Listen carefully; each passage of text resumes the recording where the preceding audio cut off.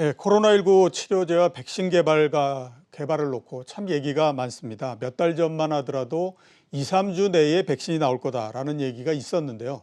이거는 이제 사실상 공수표가 됐다라고 봐야 될 것 같고, 최근에는 아스트라제네카가 임상 3상 실험을 하다가 또 중단을 했다가 또 다시 재개했다가 이런 그 일이 벌어지고 있습니다. 그래서 코로나19 백신과 치료제 관련한 부분들이 어디까지 왔는지 한번 짚어보는 시간을 갖도록 하겠습니다. 정윤택 제약산업전략연구원 원장 나오셨습니다. 네, 안녕하십니까? 예. 자, 먼저 최근에 좀 화제가 되는 부분서부터 좀 여쭤보도록 하겠습니다. 네. 아스트라제네카가 좀 전에 말씀드렸던 것처럼 실험 중단했다가 다시 재개했고요. 네. 그다음에 오늘 나온 그 얘기 들어보니까 화이자가 경미한 네. 일이 있다 이런 그 얘기를 했습니다. 전체적으로 정리를 하셔가지고 이 부분들이 지금 어떻게 되고 왜 이렇게 중단됐고 재개됐고 이런 게 되는 건지 한번 네. 좀 말씀을 해주셨으면 좋겠습니다. 우선은 이제 슬라이드가 준비됐으면은 조금 띄워줬으면 좋겠는데요. WHO에서 최근에 이제 9월 9일자로 그 백신 개발 관련돼서 업데이트를 했습니다. 그래서 예. 내용들을 쭉 보게 되면 이제 지난달에 방송했던 내용보다 한 3개, 4개 정도가 추가가 됐습니다. 그래서 지금 현재 중국이 예. 4개의 개네요. 기업이 3상에 이제 진입을 했고요. 예. 그리고 또 우리가 또 깜짝 놀라게 했던 러시아의 스푸트니크 V라는 예. 소위 말해서 인공위성 뭐 인류 최초로 발사한 예, 그렇죠. 그 이름을 따서 했던 거 이제 시적으로 긴급 승인을 냈었는데 러시아에서도 이제 3상을 이제 진입해서 검증을 한다 이렇게 보고가 정식적으로 돼 있는 상태고요. 그 다음에 이제 영국, 미국 그 다음에 벨기에 중심으로 이제 다국적 기업들이 이제 관여되는 그러한 백신들이 있습니다. 그래서 우선은 이제 그 아스트라제네카 같은 경우에는 이제 일부 부작용, 특히 이제 횡단 척수염이라고 해서 이제 바이러스성이나 아니면 백신에서 일부 이제 부작용이 나는 척수에 염증이 생기는 부분인데요. 예. 그 부분에 대해서는 영국과 이제 브라질에서는 이제 문제가 없다 해서 제기를 했고요. 또 네. 보니까 미국에서는 일시 중단을 얘기를 했더라고요. 그래서 뭐 상황은 그렇게 아주 제가 볼 때는 그렇게 심각한 상황은 아닌 것 같고요. 왜냐하면 영국이나 브라질은 오히려 또 환자 수를 더 확대했다라고 얘기를 하고 있습니다. 그래서 그런 부분은 조금 어쨌든 지켜봐야 될 상황인 것 같고요. 그 다음에 미국에 있는 이제 모더나라든가 파이자가 이제 또 앞서 나가는데 또 화이자도 역시 일부 부작용이 있는 걸로 보고 되는데 어제 얘기가 나왔습니다. 네, 거의 한 4만 명 중에 3만 명을 투여를 했다라고 합니다. 이제 그 중에 일부 부작용이 있다는데 거기에 있어서 뭐 중단이라든가 뭐 이런 부분 구체적인 뭐 이유에 대해서 밝히지 않는데 어쨌든 뭐 많은 환자를 대상으로 하다 보니까 이제 환자가 아니라 일반인을 대상으로 하다 보니까 그 부분에 있어서는 조금 더 지켜봐야 되는데 큰 문제는 없지 않겠는가 뭐 이렇게 볼 수 있을 것 같아요. 그래서 지금 현재 이제 9개의 그런 국제적으로 또 3상 이제 WHO에서는 나름대로 이제 그 공식력 있는 그러한 뭐 자료를 기반으로 해가지고 발표가 되기 때문에 굉장히 또 신뢰가 되는 것 같고요. 그리고 또 이 차원에서 이제 국내 정부 차원에서도 이제 3천만 명의 백신 확보에 노력을 한다라고 하고 있지 않습니까? 그래서 여기에 있는 아마 그 백신 개발하는 기업들과 거기에 이제 또 별도의 협상을 통해서 확보하기 위한 노력들을 하지 않을까 이렇게 생각하고 있습니다. 예. 자, 그리고 또 하나 지금은 많이 좀 잊혀졌지만 한 달 전까지는 또 이 얘기가 굉장히 많이 나왔습니다. 미국의 대선 전까지 그 백신 나온다. 이 얘기 많이 했었거든요. 그거는 지금 어떻게 되고 있습니까? 거기에 이제 뭐 미국에서 국립 알레르기 전염병 연구소 소장님이 굉장히 또 이쪽에 키 어피니언 리더로서 이제 발언을 하는데 뭐 올해는 조금 어렵지 않겠느냐 뭐 하더라도 뭐 내년 초 뭐 등 해서 실질적으로 투여가 되는 거는 내년 이제 뭐 여름이나 그쯤 가능하지 않겠느냐. 그리고 또 빌 게이츠도 이제 공익적인 재단을 통해서 백신 지원을 하거든요. 그래서 내년 정도에 투여가 되고 시적으로 코로나 극복하기 위해서는 2022년 정도가 가능하지 않겠는가. 된다든가 예측을 하고 있습니다. 그래서 치료제와 달리 이 백신에 대해서는 철저한 안전성 검증이 돼야 됩니다. 그리고 장기적인 또 모니터링이 돼야 되고요. 그래서 이런 측면에서 뭐 쉽게 접근할 사안은 아니다 이렇게 예. 생각됩니다. 예. 어떻게 보면 이제 그 약 개발에서 정치적인 부분 빼고 이제 네네, 맞습니다. 본질적인 부분으로서 돌아갔다. 미국에서나 다국적 기업들이 또 양심 선언을 통해 가지고 이게 이제 철저하게 정치적인 이슈에 그렇죠. 휘둘리지 예, 않고 예. 결과에 충실을 해서 그 안전성과 유효성에 담보된 그런 예. 내용들을 바탕으로 백신을 개발하겠다 이렇게 또 예. 발표를 했지 않습니까? 예. 그래서 뭐 그런 측면들이 이게 반드시 이런 쪽에 또 접근해서 판단 기준이 돼야 되지 않을까 이렇게 생각합니다. 예, 그게 정상이라고 봐야 되겠죠. 네, 그렇습니다. 예. 자, 그러면 우리나라에서 코로나19 백신하고 네. 그다음에 치료제 개발 네. 현황은 어떤지 좀 알려주시겠습니까? 예, 우선은 지금 현재 어제자 날짜로 이제 시약처의 그런 그 임상 진행 단계들을 좀 체크를 해봤습니다. 예. 그래서 우선은 이제 백신 부분인데요. 백신은 지금 현재 국제 백신 연구소, 그다음에 제넥신 이렇게 되어 있습니다. 물론 이제 치료제와 백신 다 합쳐가지고 23종이 지금 현재 임상 단계에 있는 것으로 이제 파악이 되고 있는데요. 예. 이 중에 이제 연구자 임상을 제외하고 시적으로 상업적으로 가능한 기관과 회사를 중심으로 좀 파악을 해봤습니다. 그래서 백신이 지금 1상과 2A상을 이제 동시에 하는 예. 국제 백신 연구소가 제넥신인데 이제 환자 현재 모집 중에 있는 것으로 파악이 됐고요. 그 다음에 이제 치료제는 이제 철저하게 식물질을 바탕으로 하는 신약과 예. 그다음에 이제 기존에 제품화됐거나 하면 다른 적응증으로 개발된 제품을 소위 말해서 이제 드러그 리포지셔닝, 신약 재창출 또는 약물 재창출을 통해서 아무래도 약물 재창출 같은 경우에는 굉장히 또 안전성, 세프티에 대한 이슈가 상대적으로 덜하기 때문에 란데스비르와 같은 거를 또 조기에 또 출시가 가능한 부분이 될 수 있거든요. 그래서 이제 치료제에서 신약 쪽으로 보게 되면요.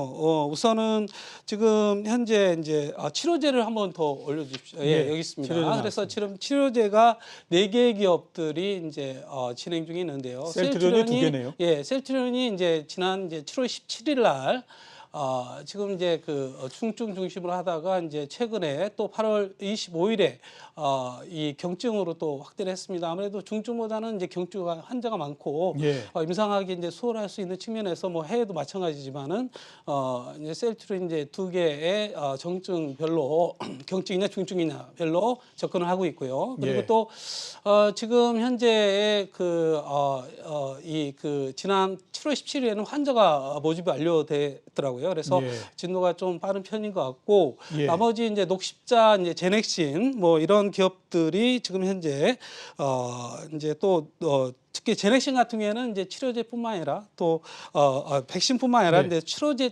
쪽으로도 DNA 백신으로 이제 개발을 하고 있더라고요. 그다음에 약물 재창출입니다. 그래서 한번 더 다시 다음 슬라이드 좀 띄워주시면은.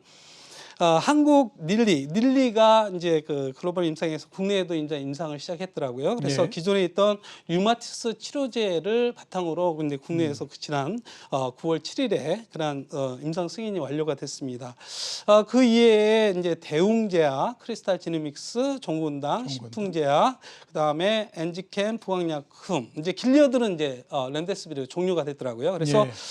지금 현재 단계별로 보면은 환자를 모집하거나 이제 승인 완료된 상태고 이제 단계별로 이제 조금 차이가 있는데 뭐 그런 부분들은 이제 시약처 데이터베이스를 통해서 업데이트 사항들을 파악을 해보면 될 것 같습니다. 그래서 이런 형태로 이제 국내의 기업들이 신약과 약물 재창출 그리고 백신 부분에서 치료제 백신 부분에서 개발을 하고 있는 상황인 것 같습니다. 예, 알겠습니다. 자, 그리고 한번 좀 여쭤볼 게 이제 국내 기업들 같은 경우에 임상 실험을 해외에서 많이 지금 네. 하고 있지 않습니까?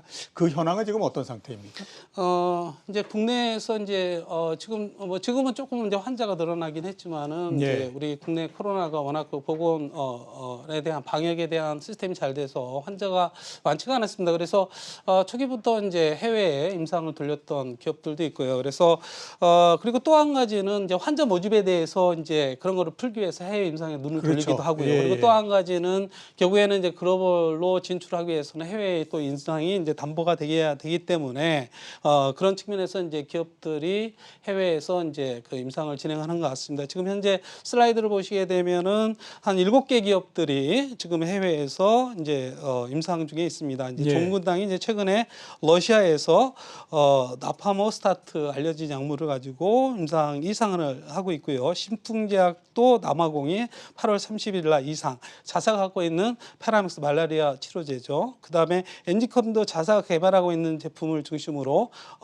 미국에서 이제 지난 8월 6일 날 임상을 시작을 했습니다. 그리고 이제 대웅제약도 이제 구충제로 알려진 니크로사마이드를 또 인도에서 이제 예. 또 임상을 시작을 하고 있습니다. 셀트리온도 이제 국내뿐만 아니라 이제 영국에서도 이제 임상을 지난 7월 29일에 이제 시작을 했고요. 그다음에 제넥신 그리고 또 일약약품이 러시아에서 이제 3상을 이제 지난 5월 28일 가장 빠르게 접근을 하고 있습니다. 이제 스펙트라고 백혈병 치료제인데 어쨌든 이런 약물들은 기존에 이제 안전성, 유효성에 대해서 검증을 받았기 때문에 신약 재창출 같은 경우에 굉장히 좀 빠르게 접근할 수 있을 것 같고요. 예. 신약도 나름 이제 그 부분에 있어서 획기적으로 개선된다라고 하면은 기존에 있던 렘데시비르 그 이상의 효과나 안전성이 있다라고 하면은 대체제로 주목을 받을 수 있지 않을까 이렇게 생각합니다. 예, 알겠습니다. 자, 그 신약 그 백신과 그다음에 치료제 개발과 관련해서 시장에서 가지고 있는 의문을 몇 개 좀 여쭤보도록 하겠습니다. 네.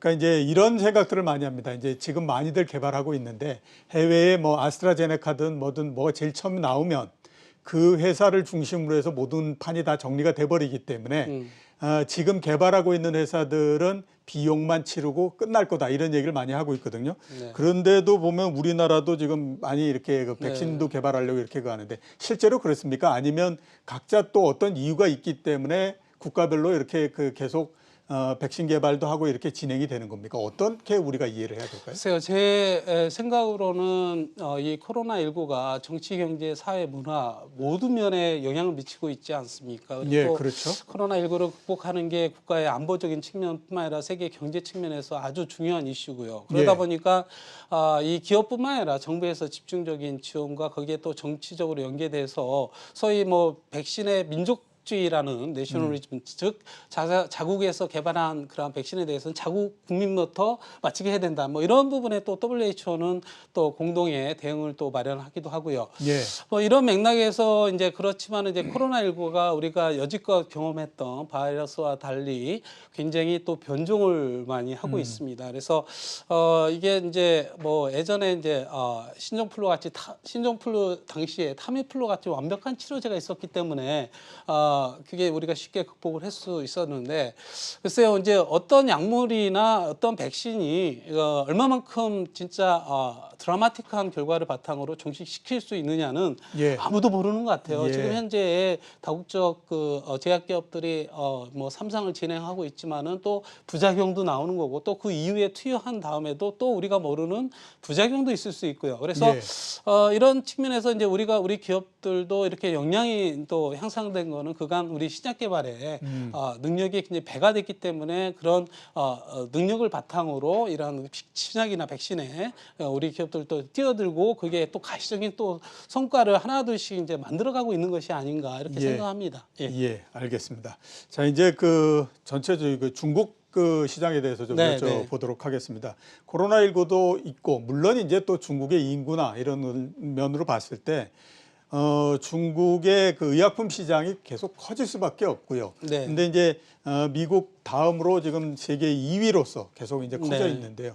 우선 이제 중국 시장이 이렇게 커지고 있는 이유가 뭐라고 지금 보십니까?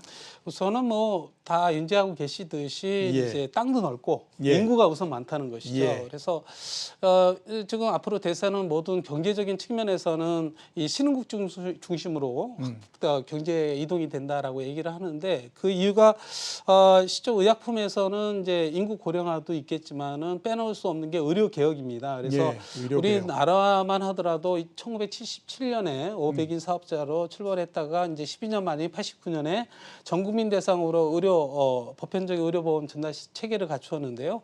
그때 이제 시장이 거의 10배 이상 확 확대됐습니다. 이런 일들이 이제 신흥국에서 이제 의료 개혁을 통해서 전 국민 대상으로 확대되고 있는 거고, 예. 거기에 이제 중국도 이제 의료 개혁을 통해서 그건 이제 도시 중심으로 했던 부분들을 농촌까지 확대하면서 이제 시장이 급격하게 이제 확대됐고, 거기에 또 경제적인 그러한 어떠한 활동들이 확대되면서 그 중국이라는 나라가 또 소비도 의약품 소비도 확대되고 이렇게 하면서 이제 자연스럽게 시장이 확대되고 있는 것 같습니다. 예. 보시면은 2013년에 2012년까지만 해도 일본이 이제 세계 2위였는데 예. 2013년에 여기 보시면은 이제 슬라이드 보시면은 중국이 다른 나라들에 비해서 이 그 의약품 시장이 굉장히 가파르게 예, 확대되는 거, 그러네요. 그 러시아라든가 소위 브릭스마 같은 나라들은 지금 30년, 60년까지 예측을 해보더라도 상당히 높게 나타나고 있는 것으로 보고 있고요. 다음 슬라이드 한번 보여주시겠습니까?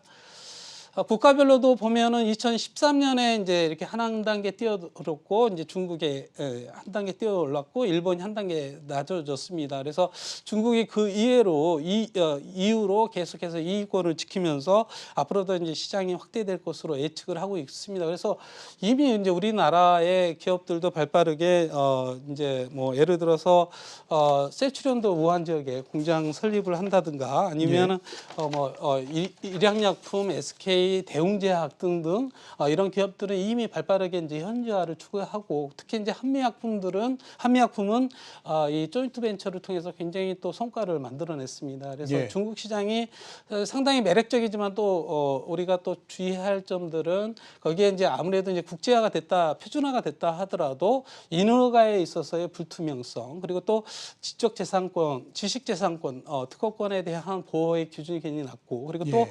중국에서는 이제 미국과 같이 굉장히 생산 기지를 자국에서 두려고 하고 있습니다. 그래서 예. 그렇게 하지 않을 경우에 여러 가지 이제 혜택을 좀 축소를 한다든가 이게 모방 제품이 나올 수 있는 그런 노출될 수 있는 또 여지도 있는 거고요. 그래서 그런 부분에서는 우리 기업들이 신중하게 판단하고 접근할 부분이 아닌가 이렇게 생각합니다. 예. 그러면 지금까지 우리나라 기업들이 중국에 진출해서 성과가 났거나 이런 부분들은 아직까지는 크게 과시화된 상태는 아니고 우선은 이제 한미약품이 좀 그 현지화를 통해서 조인트 벤처를 예. 통해 가지고 이제 지분도 한미약품 중심으로 이제 가고 확대하면서 상당히 매출에 기여를 많이 하고 있는 것 같습니다. 예. 그리고 이제 R&D 부분이 조금 교류가 확대되고 있습니다. R&D요? 국내에서 개발한 바이오시밀러라든가 신약 후보 물질을 중국의 거대 자본과 함께 또 라이센스 아웃을 중국에 함으로써 같이 공동 개발이라든가 시너지 효과를 낼 수 있는 그런 사례들이 최근에도 또 발표가 되고 있습니다. 그래서 중국은 제가 볼 때는 이제 파트너의 관계로서 지속적으로 우리가 관심을 가지고 같이 나가야 될 부분이 아닌가 이렇게 생각합니다. 예, 알겠습니다. 자, 오늘 시간이 좀 더 있었으면 좋겠는데 시간이 짧아가지고 참 아쉽습니다. 그래요. 다음에 다시 한번 좋은 말씀을 좀 듣도록 하겠습니다. 알겠습니다. 자, 오늘 나와주셔서 대단히 감사합니다. 네, 수고 많으셨습니다. 지금까지 정윤택 제약산업전략연구원 원장이셨습니다.